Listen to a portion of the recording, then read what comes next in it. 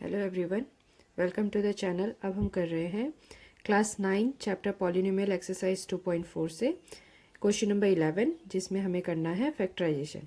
ठीक है, तो फैक्टराइज करना है किसे? तो हमारे पास एक एक्सप्रेशन लिखा हुआ है। अब हमें ये पहचानना होगा कि ये एक्सप्रेशन किस आइडेंटिटी को फॉलो कर रहा है। तो वैसे देखा जाए तो हमारे पास जो 8 आइडेंटिटीज़ है उसमें से जो सबसे आखिरी आइडेंटिटी है, तो ये मैंने एक्सप्रेशन लिख दिया x cube y cube z cube minus 3x y z equals to x plus Y plus Z, और दूसरे ब्रैकेट में x square y square z square minus x y minus Y z minus z x. ठीक है, तो अब हम क्या करेंगे, ये जो हमें दिया हुआ है फैक्टराइज करने के लिए, इसे इस फॉर्म में लिखेंगे ताकि हम डायरेक्टली ये सेट तैयार कर सकें। ये वैसा ही है जैसे क्वेश्चन नंबर 9 में हमने किया था, 8 में हमने किया था, पर वो अलग आइडेंटिटी के लिए किया था, है ना। हमने इस आइडेंटिटी के लिए पहले एक्सप्रेशन सेट किया था और उसके बाद उसका जो राइट हैंड साइड फिलहाल है उसके फॉर्म में उसे लिख दिया था। तो ऐसे ही हमने यहाँ भी करना है। हमने क्या करना है, एक्सप्रेशन को इस फॉर्मेट पे लिखना है और फिर सीधे सीधे ऐसा पैटर्न बना देना है। बीच में दो ब्रैकेट के बीच में कुछ नहीं है, मतलब ये प्रोडक्ट में है, तो इसी को फैक्टराइज करना कहते हैं। ये हमारा फैक्टराइज फॉर्म है। तो बनाने की कोशिश करते हैं। जैसे कि सबसे पहले तो एक्स क्यूब है, ठीक है, एक्स क्यूब है पर साथ में 27 भी है, तो 27 को और एक्स को साथ में लिखेंगे तो हो जाएगा 3x का होल क्यूब। ठीक है, फिर वाई क्यूब अपना सिंगल है, फिर जेड क्यूब भी अपना सिंगल है, उसके साथ कोई कॉफिशिएंट नहीं है, एंड माइनस, ठीक है, माइनस 3x y z। पहले तो 3 चाहिए, फिर x, फिर y और फिर z चाहिए। तो x की जगह हमारे पास 3x है, y की जगह y है, z की जगह z ही है। ओके, ये सेटअप देख लो, ये इसके जैसा बनना चाहिए। तो 3 3 से 9x y z, ठीक है, 9x y z 9x y z दोनों सही बना है। ठीक, तो अब हम क्या कर सकते हैं, क्योंकि हमारा लेफ्ट हैंड साइड अरेंज हो गया है तो राइट हैंड साइड भी हमें मिल जाएगा। कैसे? x y z क्या है वो पता करके, ये x है, ये y है, ये z है। तो अब हम इसे कैसे लिख लेंगे, x की जगह लिखेंगे 3x प्लस वाई, y तो y है और z की जगह भी z ही है। पहला ब्रैकेट तैयार हो गया। दूसरे ब्रैकेट में x की जगह 3x पर स्क्वायर लगाएंगे, y की जगह y पर ही स्क्वायर लग रहा है क्योंकि जो y है वही y है, और z की जगह भी z पर ही स्क्वायर लग रहा है क्योंकि जो z है वही z है, सिर्फ x की जगह 3x है। ओके, माइनस फिर x इंटू वाई, मतलब 3x इंटू वाई, फिर minus y into Z, and फिर माइनस z इंटू एक्स की जगह 3x। ये हमारा सेकेंड ब्रैकेट तैयार है। तो पहले ब्रैकेट में तो करने के लिए कुछ नहीं है, तो उसको एज इट इज़ दोबारा से लिख लो, 3x plus Y plus Z, और दूसरे ब्रैकेट में हमारे पास 3x का स्क्वायर कर सकते हैं, तो 9x square plus Y square plus Z square minus 3xy, तो 3 into x y minus y into z minus z into 3x है, तो 3xz। ये आ गया दूसरा ब्रैकेट। पहला ब्रैकेट मल्टीप्लाई बाय दूसरा ब्रैकेट, तो ये पहला फैक्टर, ये दूसरा फैक्टर। तो इस तरीके से हमारा क्वेश्चन नंबर 11 डन। अब क्वेश्चन नंबर 12 में हमें वेरीफाई करना है, आइडेंटिटी वही है x cube y cube z cube minus 3xy z, और ये इक्वल है half of x plus Y plus z and inside it there is a expression. अच्छा, जो हमने क्वेश्चन नंबर 11 में एक्सप्रेशन यूज़ किया था उसमें तो ऐसे ब्रैकेट के अंदर ये नहीं था, कुछ और ही था, है ना, और हाफ 1/2 भी नहीं था। अगर मैं क्वेश्चन नंबर 11 देखूँ और वहाँ आइडेंटिटी दिखाऊँ तो x plus Y plus z तो ठीक है, पर ये बहुत सिंपल था। पर क्वेश्चन नंबर 12 में थोड़ा क्रिटिकल है, तो हमें क्या करना है, वेरीफाई करना है कि इसके बराबर भी हो सकता है। तो कैसे वेरीफाई करेंगे, ये इस क्वेश्चन का मेन एजेंडा है। तो देखो, हमारे पास अगर हम लेफ्ट हैंड साइड को देखें तो यहाँ करने के लिए कुछ नहीं है, तीनों अनलाइक टर्म्स है, प्लस तो होंगे नहीं, मल्टीप्लाई करने के लिए कुछ नहीं है, तो LHS तो खाली है। पर RHS में हमारे पास बहुत कुछ है। पहले तो ब्रैकेट के अंदर हमें आइडेंटिटीज अप्लाई करनी है और फिर मल्टीप्लिकेशन भी करना है ओवर एडिशन। तो हम क्या करेंगे, राइट हैंड साइड को सिंप्लीफाई करेंगे, सॉल्व कर करके हमें उसको इस फॉर्म में लेकर आना है। अगर ऐसा बन गया दिस साइड आफ्टर सिंप्लीफिकेशन ऐसा बन गया तो यानी कि वेरीफाई हो गया, और नहीं बनता है तो मतलब ये फॉर्मूला गलत है, क्योंकि हमने इसका फॉर्मूला एक ऑलरेडी देखा हुआ है ना, तो हमें तो डाउट भी है कि ये सही भी है कि गलत है। ठीक है, तो हम ट्राई करते हैं इसे। RHS पे पहले हमने एक्सप्रेशन लिख लिया, half x plus Y plus z, फिर x माइनस वाई का होल स्क्वायर, इसे स्क्वायर ब्रैकेट रखो, प्लस y माइनस जेड का whole square plus z minus x का होल स्क्वायर।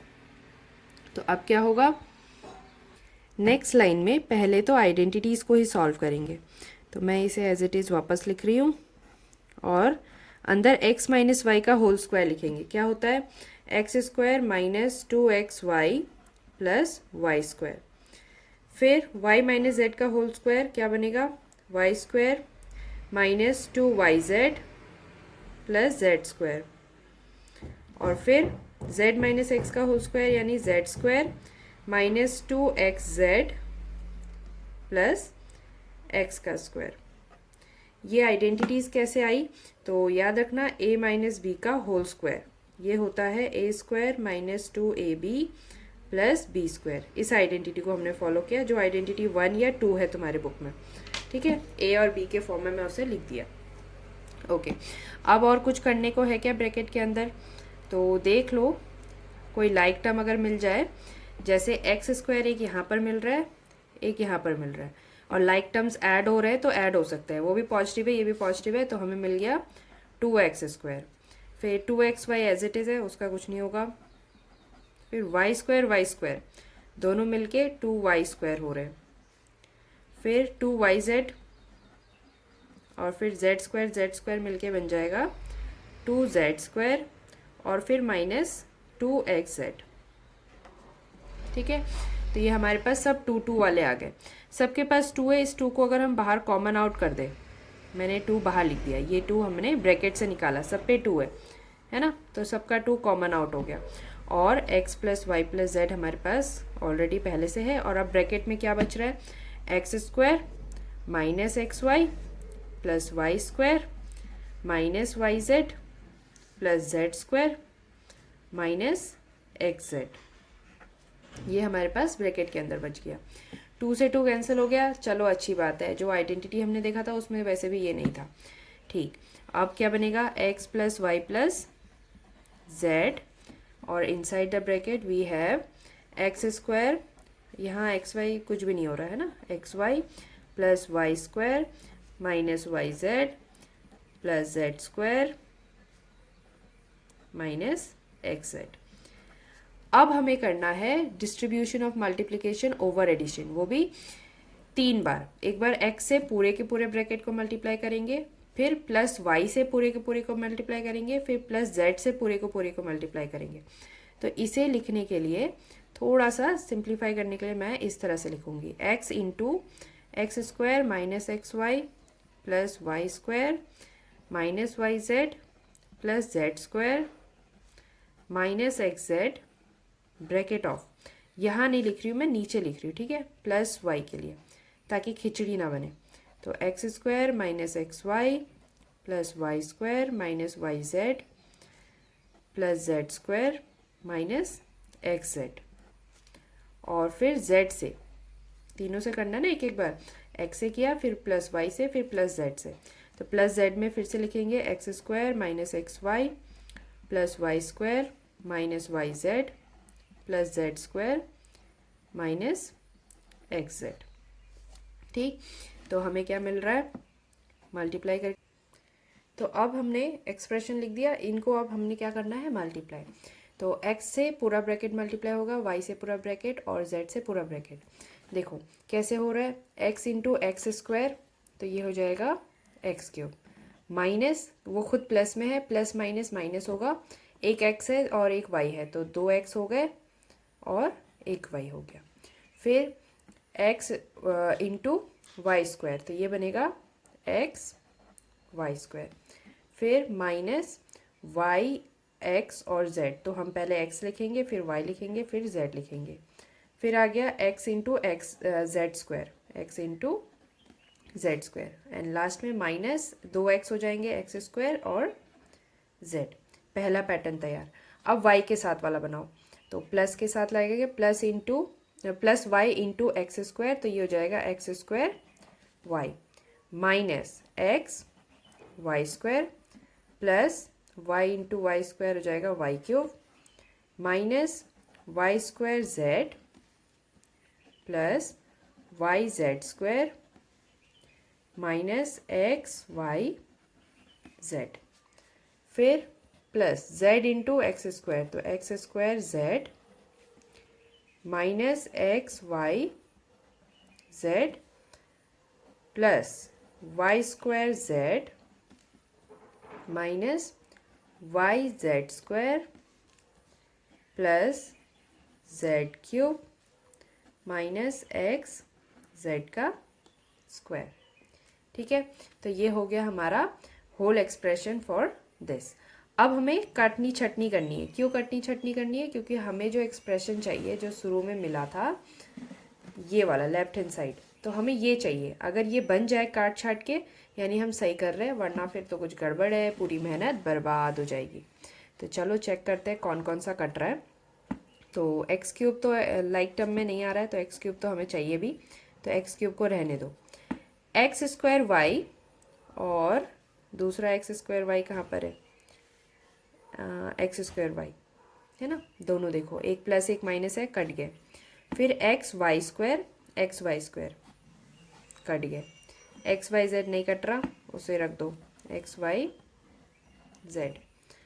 फिर जेड एक्स जेड स्क्वायर यहाँ पर है और एक्स जेड स्क्वायर यहाँ पर है, एक प्लस में एक माइनस में, कट गया।